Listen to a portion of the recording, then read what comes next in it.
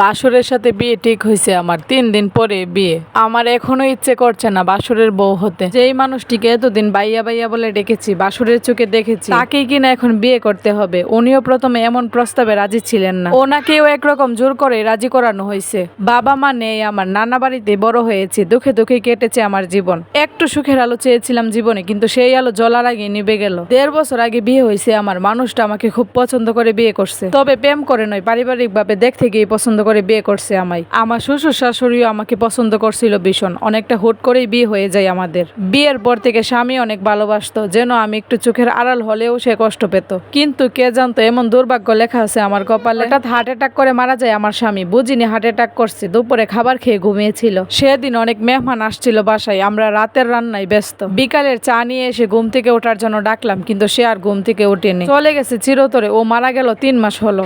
আমার নাম তিন্নি, বাবা মা মারা গেছেন ছোটবেলায়। দুজনে চাকরি করতেন, অফিস থেকে ফেরার পথে অ্যাক্সিডেন্টে দুজনে চলে যায় পরপারে। তখন আমার বয়স প্রায় 2.5 বছর। তখন তাই হয় নানা বাড়িতে।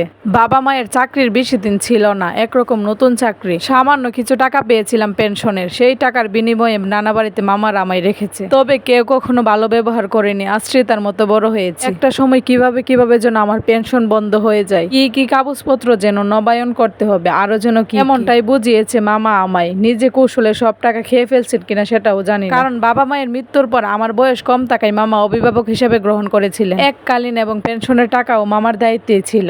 তিনি কিভাবে কি করছেন জানি না, শুধু বলছেন পেনশন বন্ধ হয়ে গেছে। এই পেনশনটা বন্ধ হয়ে যাওয়ার পর চরম অবহেলার শিকার হয় নানা বাড়িতে। তখন অনার্স 2nd ইয়ারে পড়ি, তখনই বিয়ের প্রস্তাবটা আসে। মামা মামি তো আরো আগে থেকে বিয়ে দেওয়ার জন্য উদ্গ্রীব ছিলেন। পাত্রপক্ষ আমাকে পছন্দ করলে বিয়ে দিয়ে তাড়াহুড়া করে, যেন বোঝা নামিয়েছে তাদের মাথা থেকে। শেষ পর্যন্ত স্বামীটা আমাকে রেখে চলে গেল। আমি এখন অনার্স 4th ইয়ারে পড়ি। ভেবেছিলাম অনার্স কমপ্লিট করে চাকরিতে জয়েন করব, কিন্তু শ্বশুর শাশুড়ি আমাকে কিছুতেই ছাড়ছেন না। ভীষণ পছন্দ করে আমায়, নানা বাড়িতেও থাকার মতো কোনো অবস্থা নেই। স্বামীর মৃত্যুর পরও শ্বশুর বাড়িতে থাকতে হচ্ছে। এখন তো বিয়ে ঠিক করলেন নিঃসন্তান বাসুরের সাথে। আমি ভাবছি রীতা ভাবির কথা, কত ভালো সম্পর্ক ছিল ওনার সাথে আমার। ওনার স্বামীর সাথে বিয়ে হলে ওনাকেই মুখ দেখাবো কিভাবে, যদিও ভাবি শারীরিক সমস্যা ছিল, সন্তান হতো না। আরো অনেক অন্যায় করে বছর খানিক ধরে দূরে আছেন বাসুরের কাছ থেকে। এখন তো সেই নিঃসন্তান বাসুরের সাথেই আমার বিয়ে দেওয়া হচ্ছে। রীতা ভাবি ভাবতে পারেন আমার স্বামীর মৃত্যুর পর এই 3 মাসে বাসুরের সাথে আমার সম্পর্ক হয়েছে, কারণ বাসুরও আমাকে বিয়ে করতে রাজি হয়েছেন, যদিও প্রথমে রাজি ছিলেন না।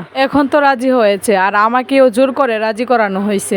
শ্বশুর শাশুড়ি ননদরাই আমাকে রাজি করিয়েছে, তবু কেমন জানি লাগছে, ইচ্ছে করছে পালিয়ে যাই। কোথায় যাব, কি করব কিছুতেই বুঝতে পারছি না। আমি কিছু কাপড় চাপড় গুছিয়ে রাখছি, সুযোগ পেলেই পালিয়ে যাব। যদিও আমি সবাইকে বলছি যে আমি বিয়েতে রাজি, সন্দেহের অব্দে রাখতে এটা বলছি। পরের পার্ট শুনতে চাইলে কমেন্ট করেন।